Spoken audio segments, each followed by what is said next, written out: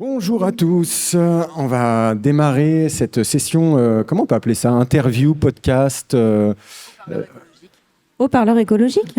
Voilà, Haut-parleur écologique est un podcast axé sur l'écologie et l'art qu'on anime Chloé et moi. Et on a le plaisir là de recevoir Sandrine. Salut Sandrine. Salut.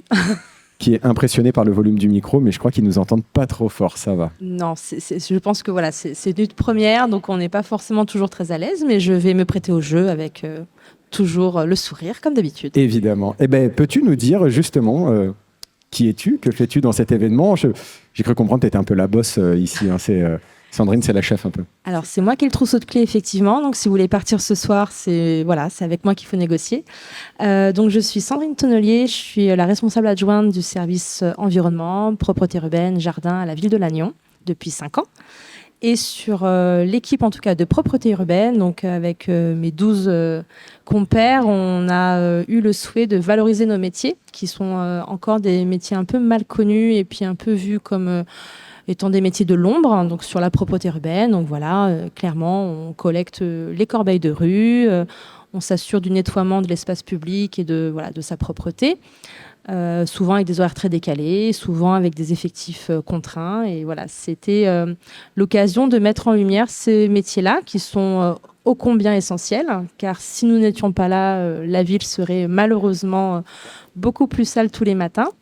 Parce qu'une partie de notre métier, c'est malheureusement de gommer l'incivilité, qui aujourd'hui prend une part un peu trop importante dans nos métiers.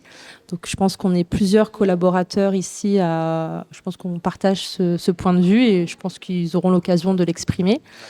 Et on a répondu à un appel à projet, donc ces appels à projets d'État, dans le but de trouver des actions pour lutter contre le déchet abandonné.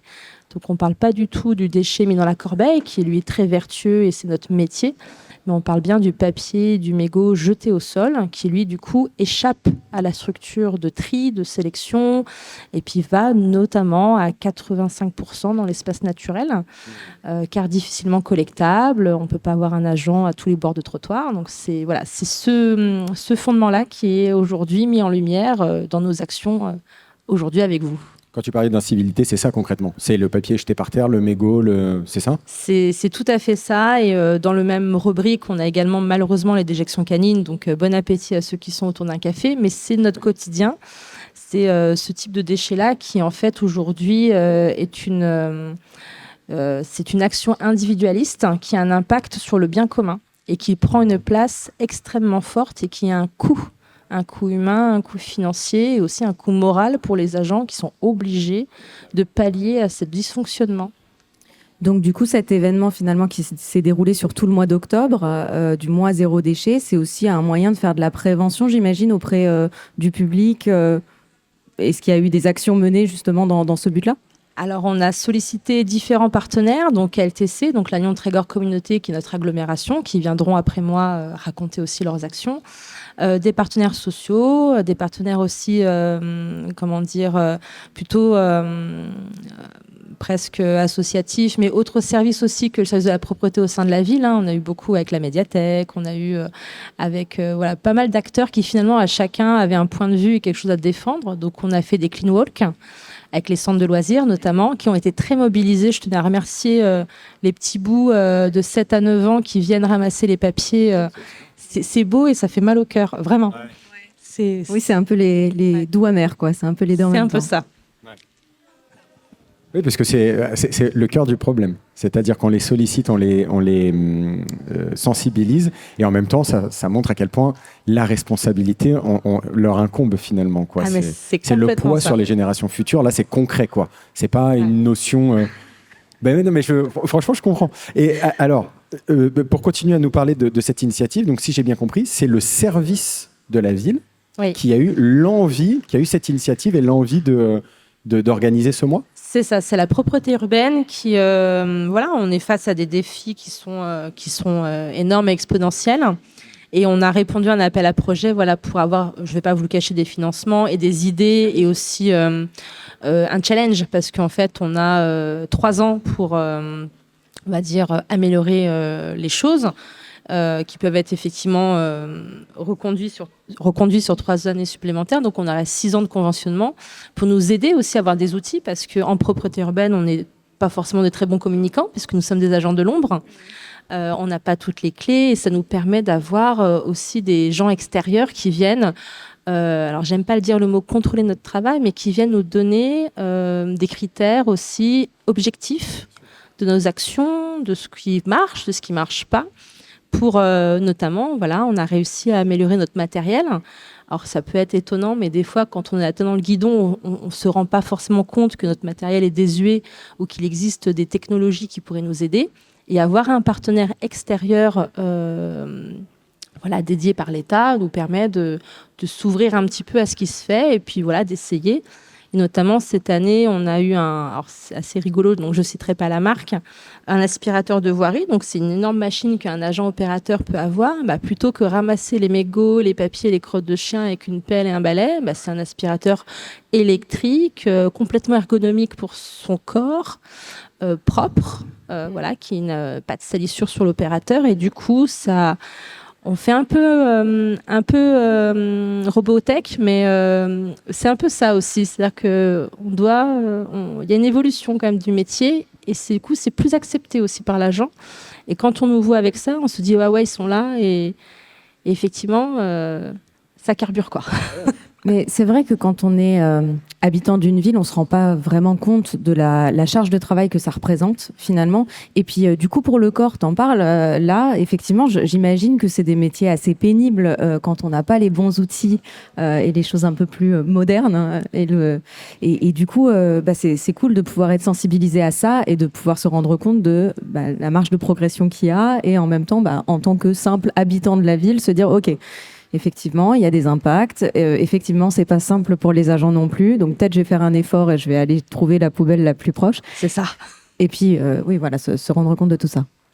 Justement, j'ai une question sur ça. Pour se rendre compte, tu sais combien d'agents sont affectés à la propreté sur la ville de Lannion et pour un ratio de combien d'habitants? Qu'on se rende compte, tu vois, de la masse de travail qu'il y a. Moi-même, là, j'en ai aucune idée, quoi, tu vois. Alors, nous, en propreté, on a 10 agents de terrain. Et on a, depuis cette année, avec notamment notre subvention, on a réussi à avoir 2 saisonniers de 6 mois pour nous renforcer sur la période touristique et la période du marché de Noël notamment, qui sont forcément des moments où il y a un peu plus de monde, il y a des événements extérieurs qui génèrent aussi des déchets. Donc ça, c'est grâce à la subvention les subventions qu'on a pu avoir du gouvernement. Donc il y a moi, effectivement, en pilotage. Donc avec moi, on serait 13. Et normalement, c'est un agent pour 1000 habitants et nous sommes 21 000 à Lannion. Donc je vous laisse calculer. Ah bah oui, là, il manque un peu là. Les calculs sont pas bons, Kevin. Ah ouais. Ok, ouais. Tu peux nous décrire un peu ce mois-là? Quelles actions, tu nous en as parlé un peu en off, mais qu'est-ce que vous avez mis en place pendant ce mois Alors sur le mois zéro déchet, on a eu des clean walk, hein, donc effectivement comme j'en parlais avec beaucoup d'émotion et je m'en excuse, mais c'était fort. On a eu des diffusions, on a eu une diffusion d'un dessin animé à la médiathèque qui avait vraiment ce côté et demain mon futur pollué, le regard d'un petit garçon qui en fait redécouvre que la vie avant n'était pas polluée et donc ça a eu un grand succès à la médiathèque. On a eu également des cafés compost, donc avec nos collègues. On a eu des ateliers de la bricole pour faire de la réparation chez soi, ne pas jeter, mais essayer de comprendre d'où vient la panne. Et tout ça a été mené par plusieurs acteurs de la ville, et puis des acteurs locaux, associatifs, partenaires assez forts. Et on a eu également des échanges agréables sur des temps, par exemple, du marché, où LTC est venu proposer des seaux de biocompost, puisque la réglementation a changé dans ce sens, et que nous sommes en phase test à Lannion avec des bacs de récupération de biocompost au centre-ville, mais que les gens peuvent également avoir des petits seaux de récupération chez eux, notamment quand on est en appartement, ou même proposer des composteurs de jardin. Donc voilà, ils avaient cette démarche pédagogique aussi sur des temps de marché. Trop bien. Alors moi, j'ai une dernière question, je ne sais pas si tu en auras après encore, mais justement, là, passé ce mois, est-ce que tu arrives, toi, à sentir si il y a une bonne réception de la part des habitants? Est-ce que tu en parlais, comme tu disais, avec beaucoup d'émotion vis-à-vis des enfants? Est-ce que tu trouves les enfants plus conscients que les adultes ou au contraire, est-ce que c'est à peu près équivalent? Alors sur ce mois-là, il y aura forcément un bilan qui sera fait parce que comme chacun a participé, chacun a ses points de vue, donc voilà, nous on sait qu'on aura ce bilan-là. Globalement, on trouve que les ateliers ont bien fonctionné et la diffusion justement à la médiathèque cette semaine a été un franc succès parce qu'elle a été aussi couplée avec les vacances scolaires. Ce qu'on regrette un petit peu, c'est très peu d'adultes au Clean Walk. On en a fait 3, une à la plage, une au centre-ville de Lannion et une au quartier de la Gare. Et beaucoup d'enfants, vraiment. Très peu d'adultes. Donc voilà, ça nous réinterroge sur les canaux de communication et pourtant on a essayé d'en faire énormément. Mais voilà, petit bémol. Et les enfants très sensibles et très critiques. Même à 6 ans, ils trouvent qu'il y a trop de mégots par terre et que c'est cacaboudin. Mais ils ont bien raison, ils ont tout compris en vrai. On devrait s'inspirer. Vraiment. Pour finir, déjà merci beaucoup et peut-être nous donner le détail de la journée. Je sais que tu as œuvré de fou pour que cet événement se fasse. Peut-être tu peux nous dire 2 mots sur aujourd'hui. Alors aujourd'hui, effectivement, on a nos artisans créateurs qui sont avec nous et que je remercie encore chaleureusement. Donc, ils sont là pour vous montrer leurs œuvres et leurs créations, pour, je l'espère, vous donner des idées de cadeaux de Noël équitables et issus du recyclage, parce que nous sommes à 9 lundis de Noël. Je tiens les comptes à chaque semaine. Tu fais bien de le rappeler. Voilà. Et on a également, du coup, tous nos partenaires associatifs et fonctionnels voilà, de la fonction publique qui sont avec nous pour reproposer voilà, nos actions, échanger avec les gens. On a fait pas mal de questionnaires pour voir si vous nous connaissez bien et répondre des fois voilà, à des doléances ou voilà, dans un échange agréable avec vous. Et parce que nous, quand on commence à 6h du matin, on voit peu de monde dans les rues. Mais voilà, c'est aussi un moment pour nous de voir ce que vous pensez de nous et d'échanger sur comment vous trouvez la ville de Lannion. Et du coup, vous avez tous les interlocuteurs aujourd'hui.